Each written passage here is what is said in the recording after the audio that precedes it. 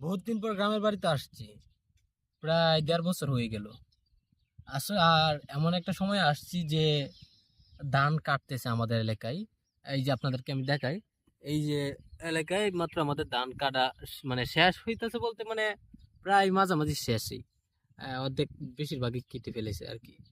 তো আমাদের এলাকায় আসে মানে মানে এমন একটা জায়গার মধ্যে বসে রয়েছি, মানে এত আবহাওয়াটা ভালো, মানে এত সুন্দর একটা পরিবেশ যা বলার বাহিরে। এই যে দেখেন, এখানে হইলো গিয়ে একটা পড়া ভিটা, সেই পড়া ভিটাটার মধ্যেই আসলে মূলত আমি বসে রয়েছি।